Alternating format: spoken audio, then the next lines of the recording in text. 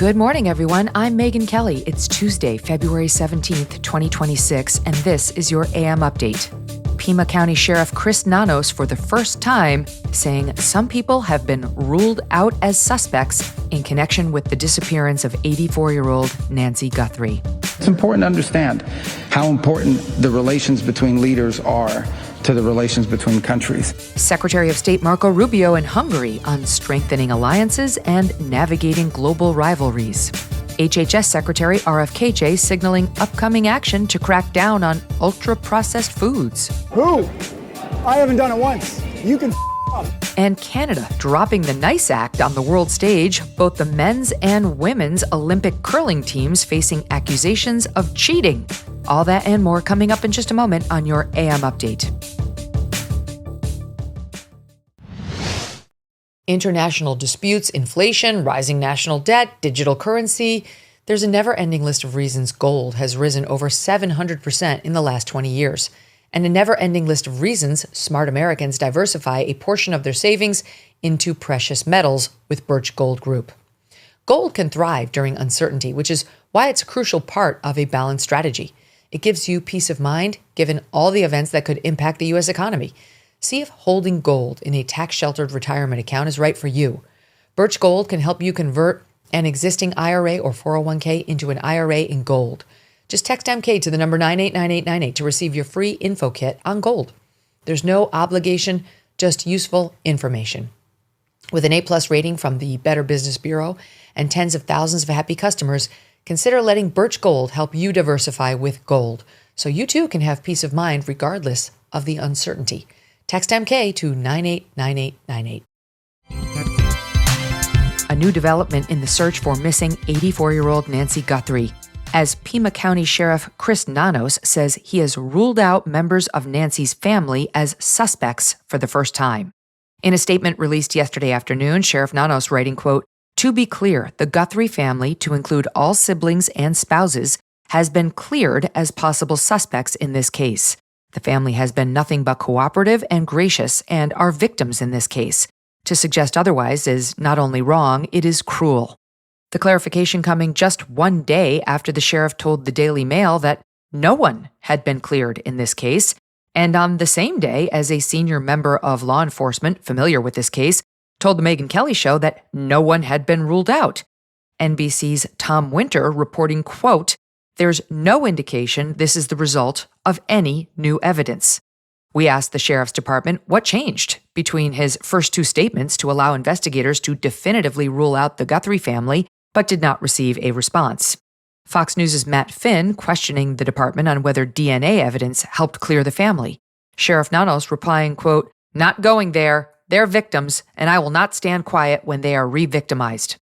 News Nation's Libby Dean reporting last night that the DNA from the gloves, found about 2 miles from Nancy's home, is still undergoing quality control in the private Florida lab and has not yet been compared against the FBI's Combined DNA Index System, or CODIS. The quality control process typically takes about 24 hours. That glove sent to the lab on the 12th. The reason for the holdup is unclear, but it's yet another delay for the Guthrie family awaiting justice in this case. MK True Crime host Phil Holloway, a lawyer and former law enforcement officer himself, breaking down Sheriff Nanos' decision to reverse himself and publicly rule out the family yesterday. Well, it seems like it might be a little premature, just generally speaking, in any criminal case to issue a blanket clearance like that until you know who your suspect or suspects in the plural might be. I think that this statement is more of a reflection of pressure that the sheriff is undoubtedly receiving because the public has speculated and many have claimed that certain family members might be considered suspects. So I imagine the sheriff is under some political pressure to try to tamp that down. But I think he may have miscalculated because this statement is simply, I think, doing the opposite. It's drawing more attention to the issue that people were trying to make go away. Holloway says that reversal highlights an alarming pattern with this sheriff's department. You know, on the one hand, if they say that nobody's going to be cleared until they have a suspect, and then they turn around the next day and say, all of these people who meet this description and fit in this category, all of those people are cleared because they've been cooperative. It's inconsistent messaging at best. And there's one thing that's been consistent with this sheriff's department from the beginning, and that is that they're inconsistent in their messaging. I think some media savvy folks need to perhaps take over the messaging at the sheriff's department. I'm not sure where it's coming from, but the inconsistent messaging certainly is not helping them. Meanwhile, President Trump telling the New York Post he will instruct the Justice Department to seek the death penalty for Nancy Guthrie's kidnappers if she is found deceased, warning that those responsible would face, quote, very, very severe consequences. Secretary of State Marco Rubio touching on a range of topics at a press briefing yesterday in Budapest. The secretary signing a nuclear cooperation agreement with Hungary, then appearing alongside Hungarian Prime Minister Viktor Orban, a close ally of President Trump. Orban, criticized by some on the left over moves to clamp down on the media and the judiciary, while some on the right praise his hardline stance against mass immigration and his pro-family policies. Secretary Rubio yesterday reiterating themes from his much-praised weekend address at the Munich Security Conference, highlighting the strength of U.S. Hungary ties and pressing Orban's close working relationship with President Trump. Mr. Rubio highlighting the tremendous advantages to forging a strong working relationship with the U.S. and President Trump. We are entering this golden era of relations between our countries, and not simply because of the alignment of our people, but because of the relationship that you have with the President of the United States, and that relationship's grown even closer. And it's important to understand how important the relations between leaders are to the relations between countries. I can say to you with confidence that President Trump is deeply committed to your success, because your success is our success. Because this relationship we have here in Central Europe through you is so essential and vital for our national interests in the years to come that, if you face financial struggles, if you face things that are impediments to growth, if you face things that threaten the stability of your country, I know that President Trump will be very interested because of your relationship with him and because of this importance to this country, to us, to finding ways to provide assistance if that moment ever were to arise. One reporter pressing the secretary on Hungary's ties to China, asking why closer U.S. cooperation is not conditioned on Hungary cutting ties with a top U.S. adversary. The secretary continuing the theme that strong, trusting relationships are what allow nations to manage differences when priorities do not fully align. Under President Trump, it is our expectation that every nation on earth is going to act in their national interest. That's what nations are supposed to do. So in those instances in which our national interest and some other countries' national interests are aligned, that is an opportunity for extraordinary partnership. Where they're not aligned or where we have some differences, that's where these deep ties to one another are so important, because that's where you can find accommodation. That's where you can hear each other out. That's where maybe you can work together on. But as an example, the United States, we have trade and relations with China. The President of the United States is going to travel in April to China. Why? Because China's a big country. It's got 1 billion-something people, second largest economy in the world. They have nuclear weapons. It would be crazy. Okay, it's insane for the United States and China not to have relations and interact with one another. Secretary Rubio departing from Hungary shortly after the press briefing.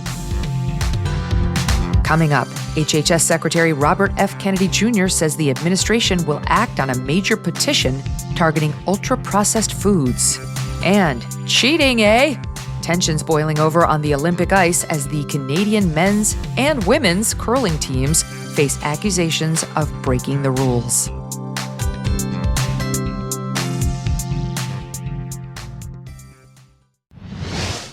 You know Pure Talk's favorite holiday? It's President's Day, because they believe wireless service should cost you only a couple of presidents. Just a Jackson and a Lincoln, to be exact. For just $25 a month, Pure Talk gives you unlimited talk, text, and plenty of data. Now compare that to Big Wireless. They'd rather celebrate Benjamin Franklin Day, so they can charge your family hundreds every month. That's not right. You deserve better. Pure Talk is an American wireless company who supports our veterans and invests in a U.S.-only customer service team. So when you call, you're talking to someone right here at home. Pure Talk uses the same towers as the big carriers, so enjoy superior 5G coverage without the inflated price.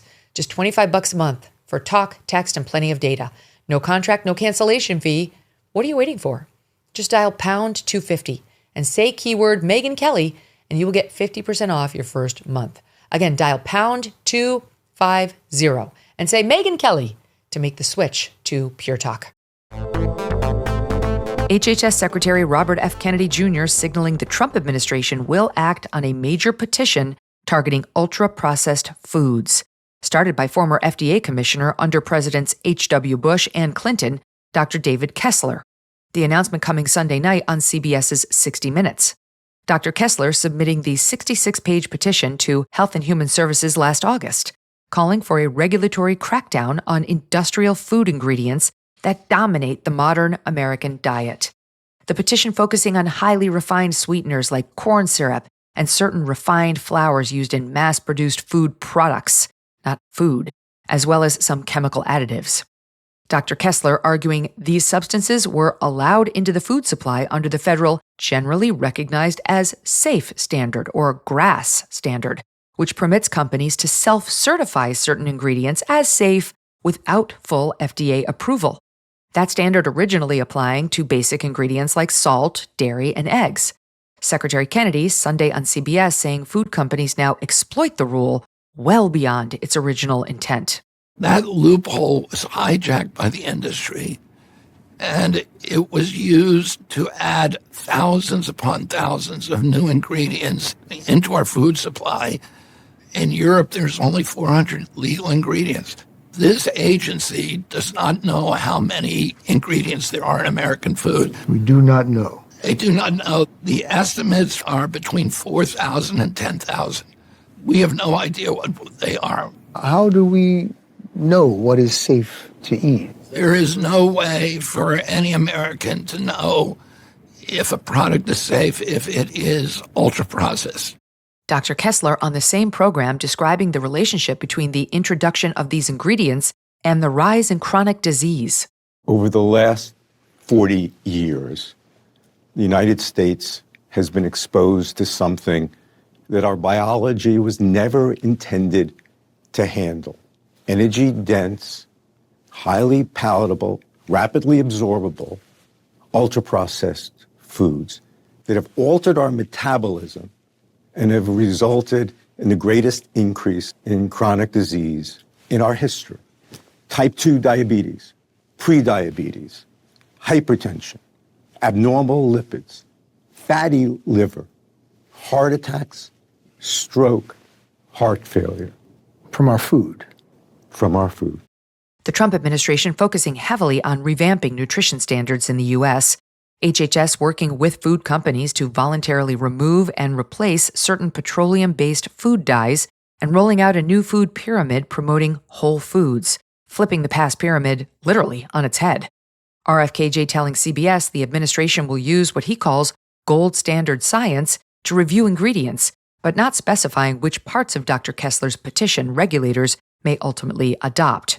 Earlier this month, the FDA declaring that in 2026, it will publish a proposed regulation requiring companies to formally notify the FDA when claiming new ingredients are, quote, generally recognized as safe.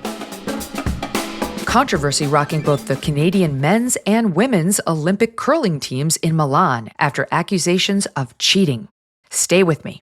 In curling, players must release the handle atop the stone before it crosses the hog line. That's the boundary line marking the point where the stone must be let go. Once released, a curler may not touch any part of the moving stone, not the handle, not the stone. In fact, a curler is prohibited from touching the granite stone as opposed to the handle at any time that it's in forward motion. Violations can result in a stone being removed from gameplay, which we don't totally understand but sounds bad. The dispute beginning Friday during Canada's preliminary men's match against Sweden. Canada's Mark Kennedy appearing to release the handle before the hog line. That's good. But then Kennedy appears to poke the granite side of the stone as it was crossing the hog line. That's bad. The move drawing complaints from Team Sweden, leading to a dramatic confrontation between Kennedy and Sweden's Oscar Eriksson. Apparently it's okay touching the rock after the hog line, I don't know. Or touching the rock. Who's doing it? You don't know it? Who? It's a couple. Who?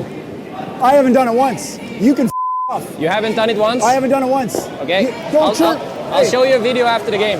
How about you walking around on my peel on the last day and dancing around the house here? How about that? Come on, Oscar, just In Olympic curling, teams are largely expected to self-police on the honor system. There is no instant replay to review possible penalties, and calls ultimately come down to the judgment of on-ice officials, who in this case offered a warning to Canada for bad language, but did not impose any double-touch penalties. Canada ultimately winning the match 8-6. Scandal! The following day, Team Canada receiving similar complaints from Team Switzerland in another preliminary round. A Swiss player overheard on broadcast telling his coach he witnessed double touching or touching beyond the hog line after release. Switzerland was not neutral. According to the Mirror, the Swiss player reported the double touch, once again accusing Mark Kennedy, expressing frustration that officials failed to act.